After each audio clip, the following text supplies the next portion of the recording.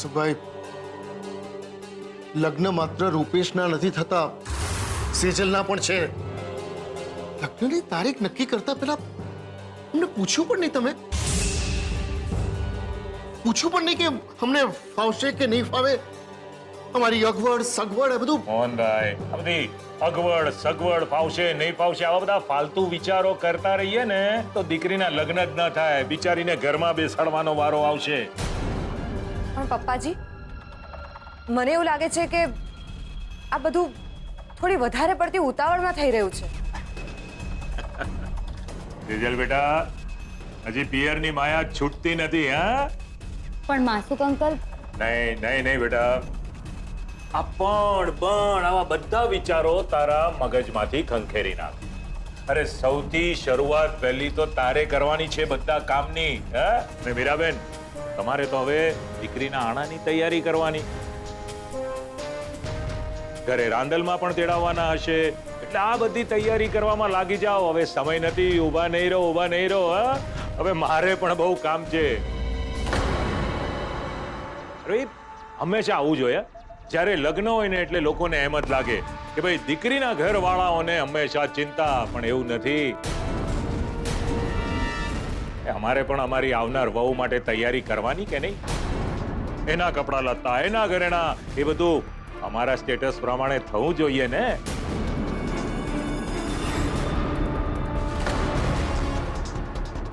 મારે પણ બહુ કામ છે, તો હું હવે રજા લઉં. ઓકે વાસુભાઈ, મારે તમારી સાથે વાત કરવી છે. અમારે એટલે? મારે અને કિંજલ.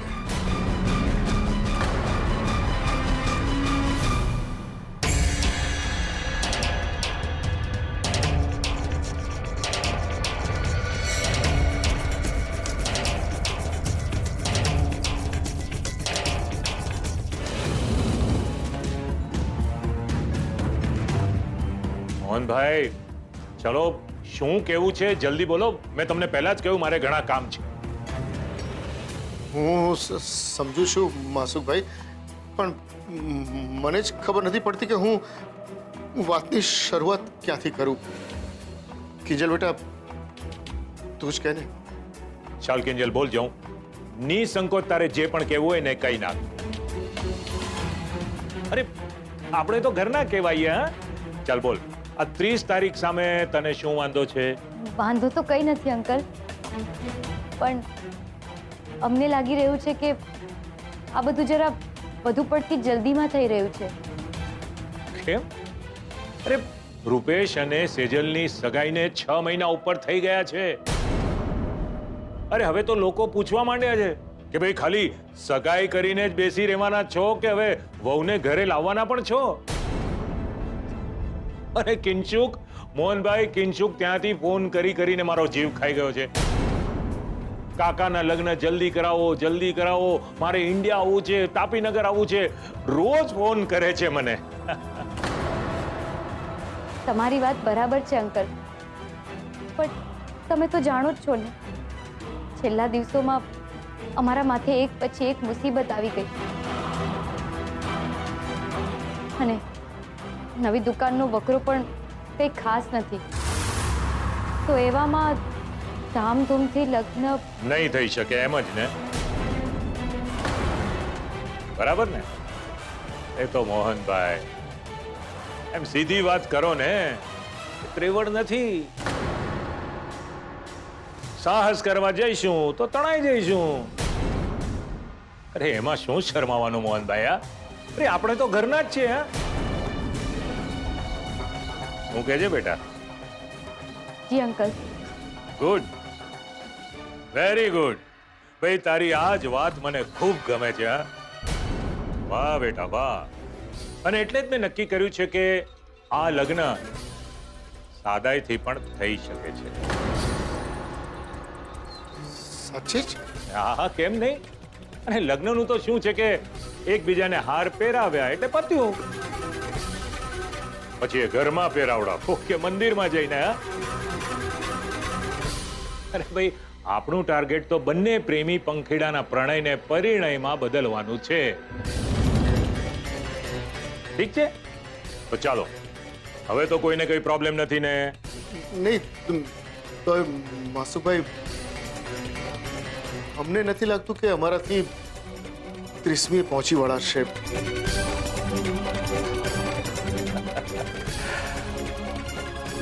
તો પછી મોહનભાઈ, મને લાગે છે કે આપણે આ લગ્નનું માંડી જ હોય.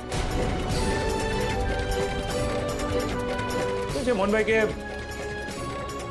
ચિત્રના દરિયાની સામે ઊભા રહીને તમામ વિચાર કર્યા કરો કે હું આ દરિયામાં ડૂબકી મારું, તળિયે જઈને મોતી શોધી લાવું.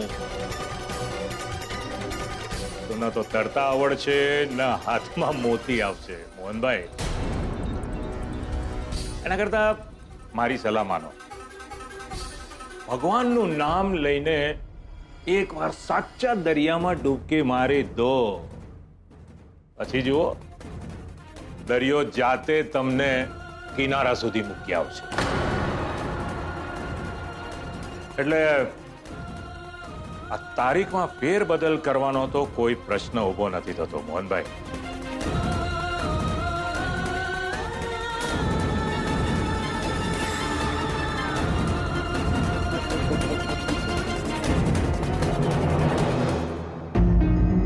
પપ્પા, આ બધું ખોટું થઈ રહ્યું છે. હું હમણાં જ રૂપેશને ફોન કરીને કહું છું કે મને પૂછ્યા વગર એને લગ્નની તારીખ માટે હા કેવી રીતે પાડી દીધી. નહીં બેટા, નહીં. જો ક્યારેક દોડમાં લીધેલા નિર્ણયો ખોટા સાબિત થતા હોય છે. તું ફોન નહીં કરતી બેટા. ને મને નથી લાગતું કે રૂપેશની ઈચ્છા જાણ્યા વગર માસુકભાઈએ આવડો મોટો નિર્ણય લીધો હોય. પણ પપ્પા, કહ્યું ને ઉતાવળ નહીં. જો બેટા, ઘણીવાર કોયડો સમજાય નહીં ને તો થોડી વાર માટે એને બાજુ પર મૂકી દેવાનું. તમે બંને અત્યારે અંદર જાઓ, મને એકલો રહેવા દો.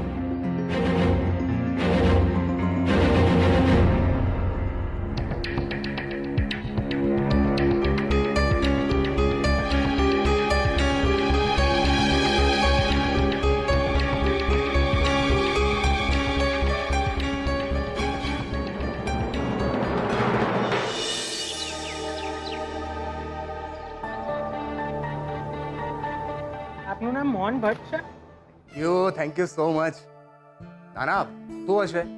અરે આ વખત તો ગ્રેન્ડ સેલિબ્રેશન રાખવાનો વિચાર છે. હા, અમારી એપ એક નવા રંગરૂપ અને નવા ફીચર્સ સાથે અમે લોકો રીલોન્ચ કરી રહ્યા છે ને.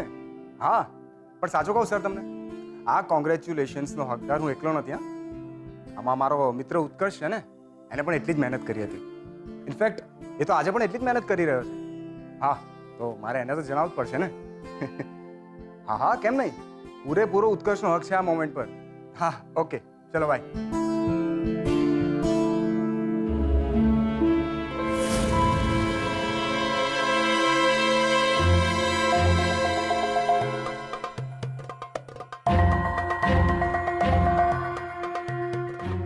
રૂપેશ વેટ સેજલ, તારીખ 30 ડિસેમ્બર 2018. આ શું છે? મને તો આમાં કઈ ખબર પણ નથી.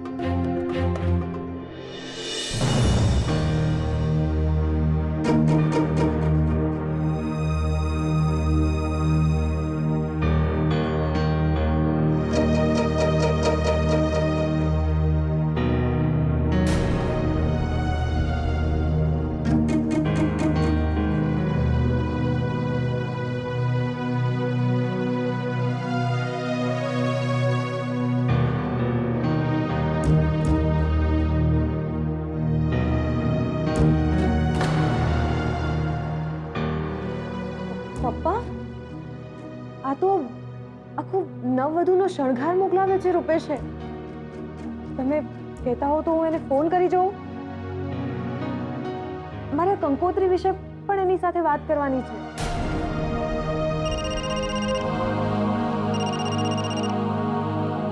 હેલો, હા મનોહર, રાજકોટમાં બધા મજામાં?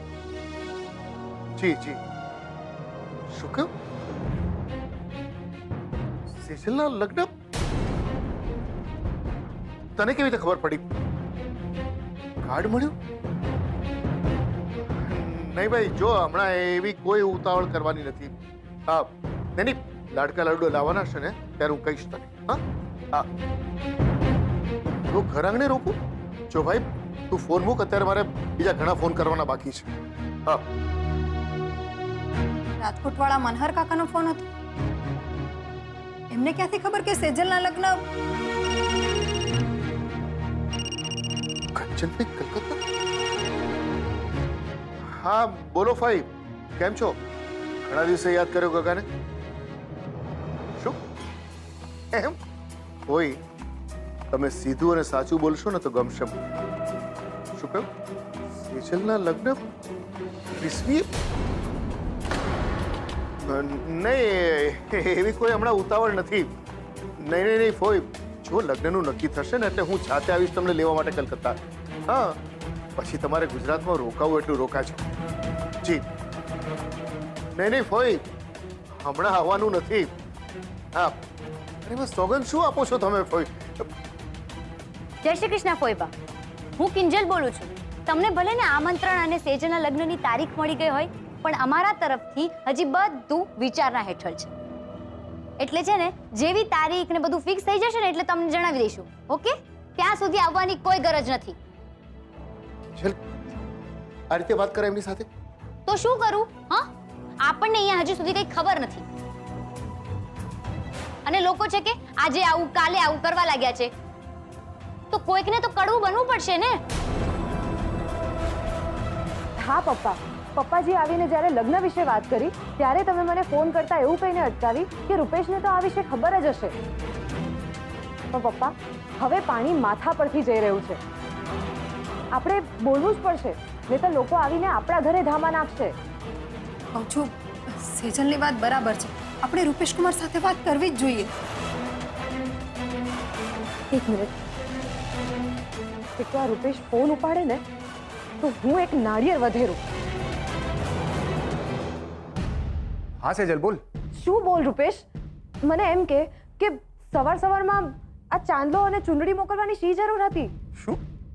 ચુંદડી ને ચાંદલો મેં મોકલાવ્યા? ના, જરાય નહીં. શું જરાય નહીં રૂપેશ?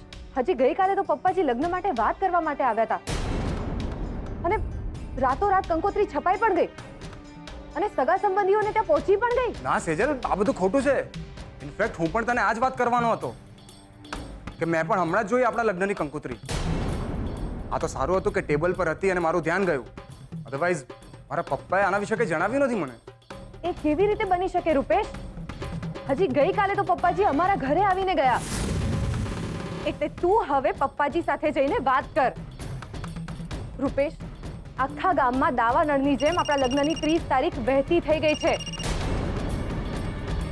અને લોકોના ફોન પર ફોન આવી રહ્યા છે કે આજે આવે કે કાલે આવે.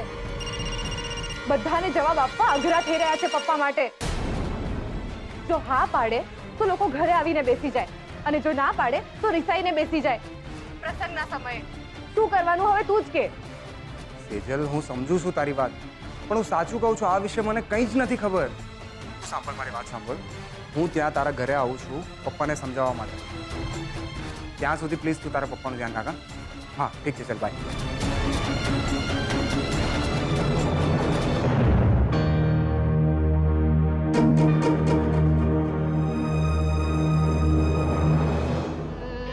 સેજલ, શું કહ્યું રૂપેશ કુમારે? સેજલ, શું થયું? રડે છે કેમ? મારા નસીબ પર રડી રહી છું. આજ સુધી લગ્ન કરી રહી હતી અને આજે અચાનકથી લગ્ન માથે આવીને ઊભા છે ને, તો મને જ ખબર નથી. મને બહુ ડર લાગે છે કિંજલ. પપ્પા, રૂપેશને તો આ બાબતે કંઈ જ નથી ખબર. મને કંઈ જ નથી સમજાતું કે પપ્પાજી મારી સાથે આ બધું શું કામ કરી રહ્યા છે.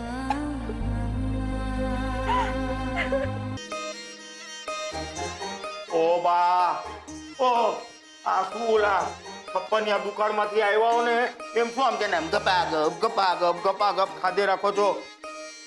ઓ મારી શાંતિ. આ ઘરે આપણું છે, ખાવાનું આપણું છે ને પેટે આપણું છે. જરા શાંતિ શાંતિ. હા એટલે રગલા આજકાલ મારી યાર એવું નવું થઈ રહ્યું છે ને ભાઈ સાહેબ, જ્યારે હું ટેન્શનમાં હોઉં ને ત્યારે મને તો આમ એવી ભૂખ ઉગડે ભૂંડી કે મોઢામાંથી જીભ અને દાંત અંધુય બહાર કૂદવા માંડે છે. એમાં મને મારા કાનુડાનું ટેન્શન હોય ને આમ જે અંદરથી મને ખાવ એવું થાય છે ને કે વાત જ ન પૂછતું. જા ભલે નથી પૂછતું. હે ખાવ તમે. હા અને મને એમ કહો, આ તમારે છે ને તમારા કાનુડાની ચિંતા કરવાની કઈ જરૂર નથી. હે ઈ કાતો ઓલી સરદારજીની પાઘડી પહેરીને ક્યાંક બલ્લે કરતો હશે અને કાતો ઓલી મદ્રાસી લુંગી પહેરીને ક્યાંક ઓલું ઇલ્લે પો કરતો હશે. સમજ્યા? કેવો નપાવટ બાપ છું તું. અરે રાહુલના પોપોમાં ઓલો પોલીસડો એને ખોખો ન કરી દે જેલ ભેગો. એક આ સરોજની કેવી માં છે, આખો દાડો ભગવાનને મસ્કા મારવામાંથી અને મને મેણા મારવામાંથી ઊંચી નથી આવતી. અને બીજો તું આખો દાડો હા બાપા એમાંથી બહાર નથી આવતો. તે કોઈ કે તો મારા કાનુડાની ચિંતા કરવી પડશે કે નહીં? કાલ રાતનો ગયો છે બચાડો તો હજી લગન પાછું નથી આવ્યું.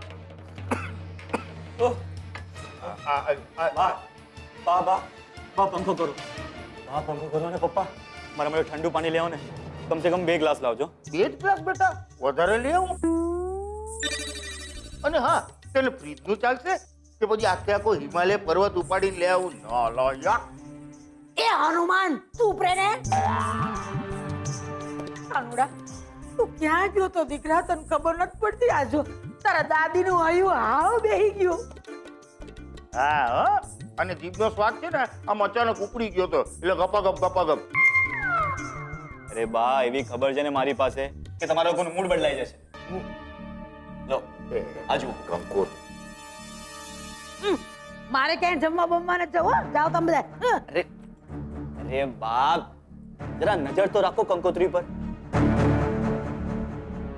જો કંકોત્રી પર કોનું નામ છે, પછી નક્કી કરજો કે જવું છે કે નથી જવું. લો વાંચો. અને હા, મોટેથી વાંચજો.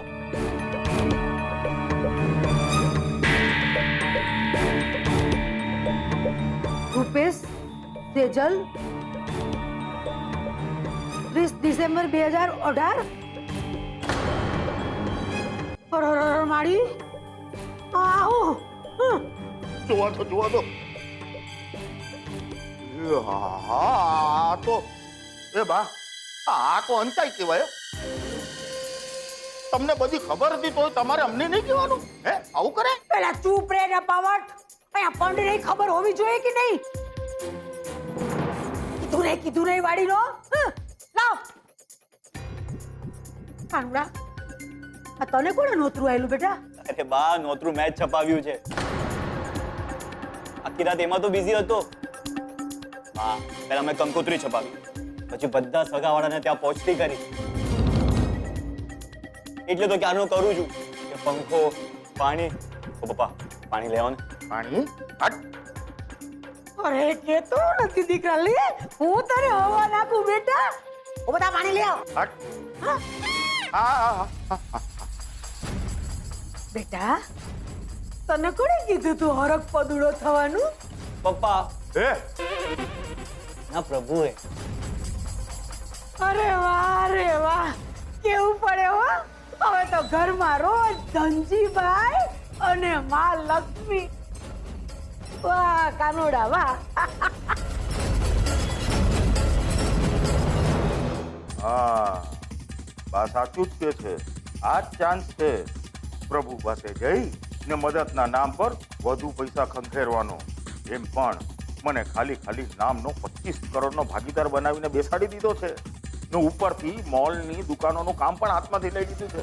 તો ભલે આ બાને 15-25 હજારની બીજી એક્સ્ટ્રા આવક થઈ જશે.